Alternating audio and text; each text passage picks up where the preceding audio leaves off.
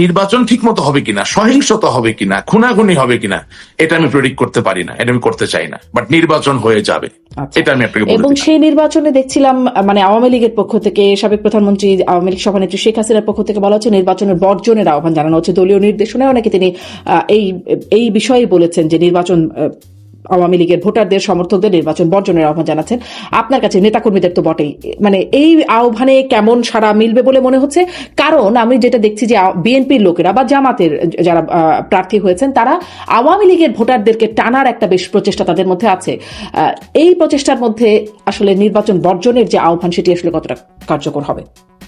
আচ্ছা, এই প্রশ্নের উত্তরের দুটো ভাগ আছে, আমাকে সিমলেস ভাবে বলতে দিবেন। হ্যাঁ, প্রথম কথা, একেবারে আওয়ামী লীগের একজন কর্মী হিসেবে বলতে চাই যে জননেত্রী শেখ হাসিনা স্বাভাবিকভাবে যেই নির্বাচনে আওয়ামী লীগ অংশগ্রহণ করতে পারবে না, অন্যায় ভাবে সেই নির্বাচনে তার নেতাকর্মীকে ভোট দেওয়া থেকে বিরত থাকা বা বর্জন করার আহ্বান জানাবেন, পয়েন্ট ব্ল্যাঙ্ক, এখানে কোনো ডিবেট নাই, এবং এটাই সঠিক, এটাই তো তিনি বলবেন।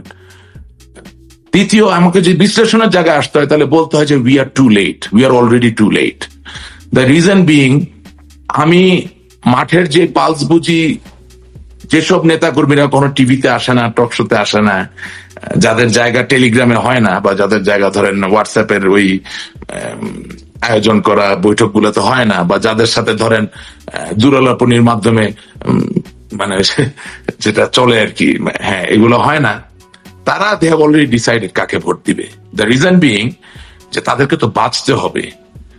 যেমন ধরেন, আল্লাহ ওনাকে জান্নাতবাসী করুক, লাল মিয়া গাছুয়া নামে আমার একজন প্রবীণ আওয়ামী লীগের আছেন, তিনি মারা গেছেন, বহুদিন আগে মারা গেছেন, এই জন্য উদাহরণটা নিয়ে বলছি। ওনার বাড়ি 16 নম্বর মির্জাপুর ইউনিয়নের গাছুয়াপাড়া নামে একটা গ্রামে। আগের দিনে তাদের টাইটেল ছিল গাছুয়া, এই জন্য গ্রামটার নাম Gachhuapara. Big built man, very courageous, খুব শক্তিশালী, সাহসী, আমরা জান প্রাণ দিয়ে ভালোবাসতো। উনি আজকে দুনিয়ায় নেই, আল্লাহ তাকে জান্নাতবাসী করুন। এখন তার এলাকার বাস্তবতা কি? তার এলাকার বাস্তবতা হচ্ছে গাছুয়াপাড়ায় যে 80-90টা ঘর, তার ভিতরে 95% ঘর হচ্ছে জামাত ইসলামী। এখন ধরেন এই গাছুয়াপাড়ায় যদি উনি আজকে জীবিত থাকতেন তাহলে ওনার নামে অবশ্যই একটা মামলা হতো, এবং সেই মামলা থেকে যদি বেঁচে থাকতে হয়, ভালো থাকতে হয়, তাহলে তাকে তো গ্রামের বাকি লোকের সাথে সমীকরণ মিলিয়েই থাকতে হইতো। উনি কিন্তু কারো নির্দেশনার জন্য বসে থাকতেন না। সুতরাং এই বাস্তবতা টেকনাফ থেকে তেতুলিয়া, বাংলার প্রতিটা ঘরে ঘরে বাস্তব। আমার এক মেম্বার সাহেব আছে, 6 বার মেম্বার হয়েছে নির্বাচিত। 6 বার এমপি হওয়ার থেকে 6 বার মেম্বার হওয়া অনেক কঠিন কাজ, এটা অনেক বড় নেতারা বুঝতে চায় না। 6 বার মেম্বার হওয়া নিরবিচ্ছিন্ন ভাবে 6 বার এমপি হওয়ার থেকে অনেক কঠিন কাজ। এই মেম্বার সাহেব আওয়ামী লীগ করেন, আওয়ামী লীগের নেতা, কিন্তু বাড়িটা হইল ঠিক জামাত ইসলামী গ্রামের মাঝখানে। ওনার পূর্বপুরুষদেরও শক্তি নাই ওনাকে দিয়া এখন এই দলের নির্দেশনা মতো ভোটটা দেওয়ানো। কারণ সকালবেলা উঠে ওনাকে বলবে কি ভাই, দলের নির্দেশনা বাস্তবায়ন হবে না মনে করেন? দেরি হয়ে গেছে, এটা আগে হইলে হইতো। কারণ আমরা একটু কনফিউজড, আমাদের তো অবস্থানটা কনফিউজড।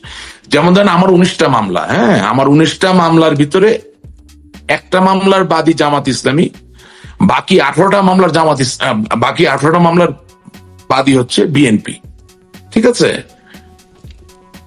19টাই মিথ্যা মামলা। এখন আমি যখন আন্দোলনের ডাক দিচ্ছি, মানে নেত্রীর কথা শুনে যখন আমার ছেলেপেলেকে বলি যে যাও আন্দোলন করো, চেষ্টা করো, তখন তো আমরা আন্দোলন করছি ইউনূস সাহেবের বিরুদ্ধে। কিন্তু আমার বিরুদ্ধে বা আমার কোন নেতা কর্মীর বিরুদ্ধে তো ইউনূস সাহেব একটা মামলা দেয়নি, মানে রাষ্ট্রের যে মামলা দেওয়ার ব্যাপার সেটা দেয় নাই। এটা কি হচ্ছে, যখন বিএনপি বা জামাতের দেওয়া মামলায় যখন আমরা গ্রেপ্তার হচ্ছি, সেই গ্রেপ্তার হওয়ার পরে যাতে আমরা জামিনে বেরিয়ে না আসতে পারি, সেই ক্ষেত্রে ওই থানার যে ওসি বা ওই জেলার যে এসপি, তারা অতি উৎসাহী হয়ে কোনো একটা সিগন্যালে সরকারকে বাদী করে একটা এডিশনাল মামলা দিচ্ছে।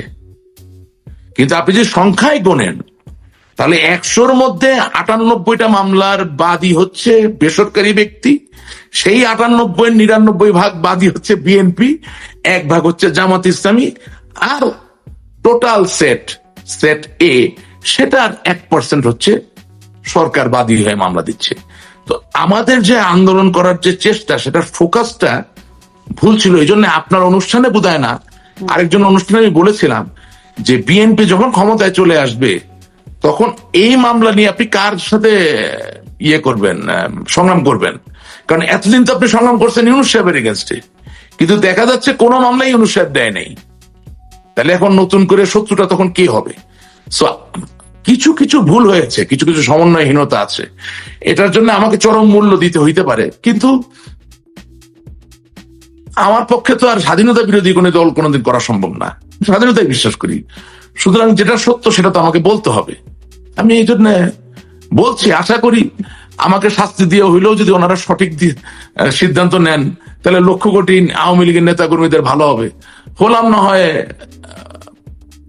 বলির শিকার, অসুবিধা কোথায়? আপনি কি বলির শিকার হবার আশঙ্কা করছেন? মানে বলির শিকার কি? অবশ্যই স্বীকার, অবশ্যই স্বীকার করছি, মনে আশঙ্কা করি, এবং করলেও কোনো অসুবিধা নেই। এটা কারণ হচ্ছে যে ওই যে যখন থেকে আপনার অনুষ্ঠানে আমি সত্য কথা বলছি, আমি দেখছি যে আমার দলেরই কিছু লোকজন একটু বেয়াদবি করার চেষ্টা করে, যারা হয়তো বা সামনে কথা বলারও, সামনে পড়লেও কথা বলতে পারবে না, সোজা করে দিব, কিন্তু ওই দূর থেকে বুঝেন না, সোশ্যাল মিডিয়া পাইছে তো একটু বেয়াদবি করার চেষ্টা করে।